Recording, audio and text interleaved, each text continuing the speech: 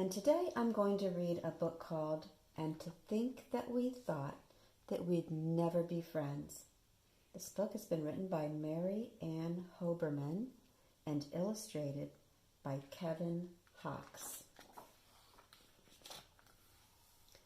One day we were playing outside in our yard when my brother got mad and he pushed me so hard that I pushed him right back with all of my might. And quick as a wink, we were having a fight. We thwacked and we whacked and we walloped away. And we still might be fighting to this very day, pinching and punching, my brother and I, if only our sister had not happened by.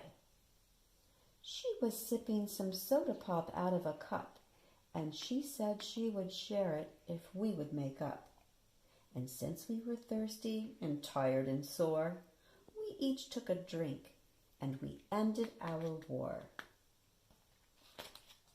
It's funny how quickly an argument ends, and to think that we thought that we'd never be friends.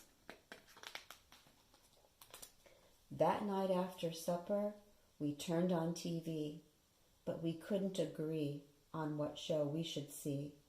I wanted one and my sister another, and both of us hated the choice of our brother.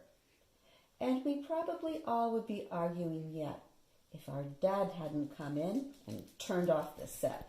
So we put on pajamas, curled up on his bed, and he read us a wonderful story instead. It's funny how quickly an argument ends, and to think that we thought we'd never be friends. A day or two later, it wasn't much more. A great big new family moved in right next door. How many were in it, we couldn't quite tell, but they each played an instrument, not very well. One played a tuba and one a bassoon. They practiced all morning and all afternoon. They practiced all evening and all through the night, and they kept us from sleeping, and that wasn't right. So we got out of bed with a hippity-hop, and we marched off together to beg them to stop. But when we arrived there, they asked us to play, and they did it so nicely that what could we say? I took a whistle, my sister a flute, and my brother a trumpet that gave a loud toot. My dad took a bugle, my mother a drum, and we all forgot totally why we had come.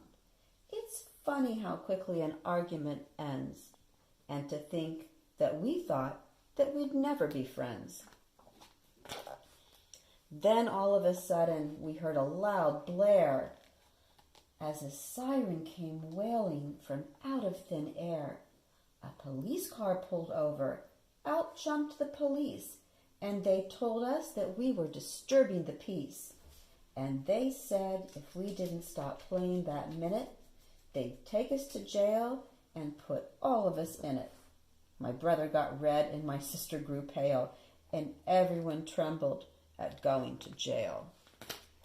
But my mother explained that the noise we had made was because we were practicing for a parade, and she said that the siren had sounded so grand that she hoped they would ride at the head of our band. It's funny how quickly an argument ends. Now all of the police had turned into our friends. We marched down the street, and each person we passed loudly complained at our ear-splitting blast.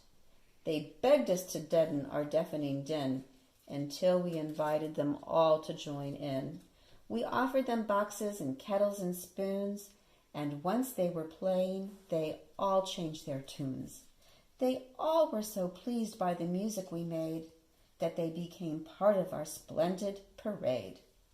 More and more people stepped right into place. More and more people kept up with our pace, strutting and striding and stamping their feet, marching in time to the drum's steady beat.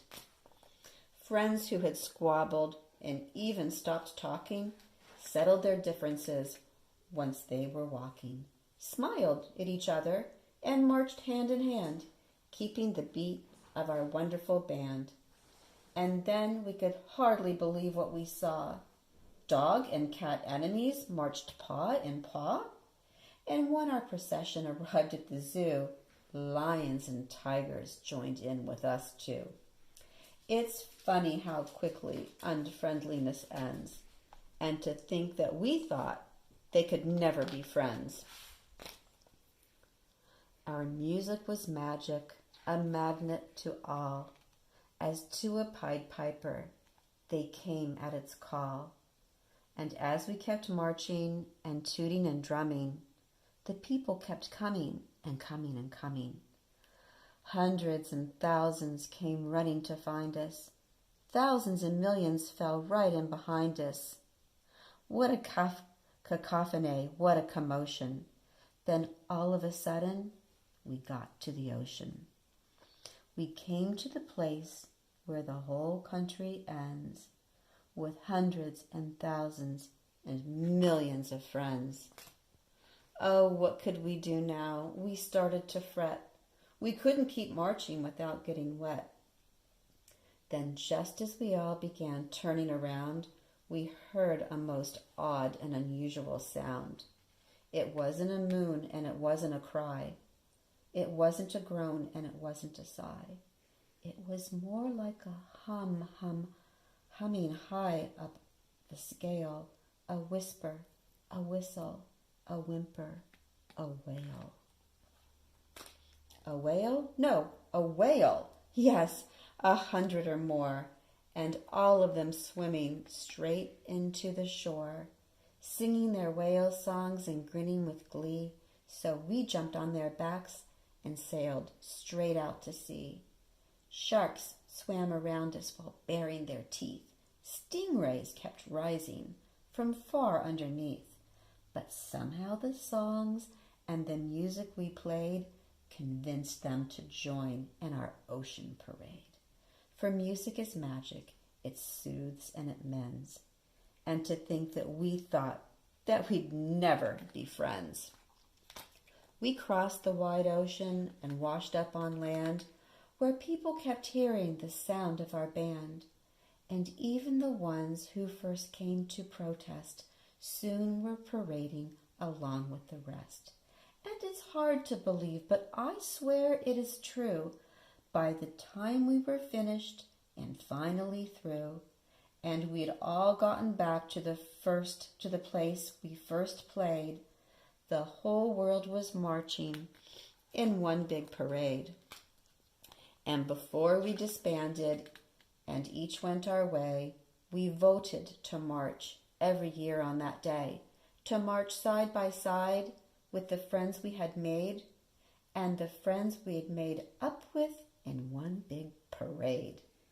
And from that day to this, that is just what we do, with the police sign blaring and horns tooting too, with our pots and our pans and our trumpets and drums, and everyone comes. And this is our cheer every year when it ends. Forever and ever, we'll always be friends. The end.